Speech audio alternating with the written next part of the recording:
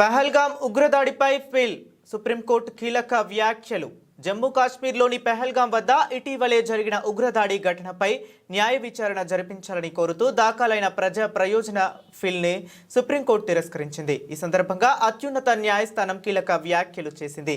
ఇది చాలా క్లిష్టమైన సమయమని, ఇలాంటి సున్నితమైన విషయాల్లో పిటిషన్లు దాఖలు చేసేటప్పుడు మరింత బాధ్యతాయుతంగా వ్యవహరించాలని సూచించింది. భద్రతా బలగాల స్థైర్యం దెబ్బతీయొద్దు. ఈ పిటిషన్పై విచారణ సందర్భంగా ధర్మాసనం పిటిషన్పై కొంత అసహనం వ్యక్తం చేసింది. దేశం క్లిష్ట పరిస్థితుల్లో ఉన్నప్పుడు పౌరులందరూ ఉగ్రవాదానికి వ్యతిరేకంగా కలిసి రావాలి. ఇలాంటి వ్యాజ్యాలు వేసే ముందు వాటి సున్నితత్వాన్ని అర్థం చేసుకోవాలి.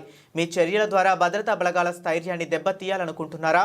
దేశం పట్ల మీకు కూడా బాధ్యత ఉందని గుర్తుంచుకోండి అని ధర్మాసనం హితవు పలికింది. ఉగ్రవాద దాడుల వంటి అంశాలను న్యాయ సమీక్ష పరిధిలోకి తీసుకురావడానికి ప్రయత్నించవద్దని స్పష్టం చేసింది.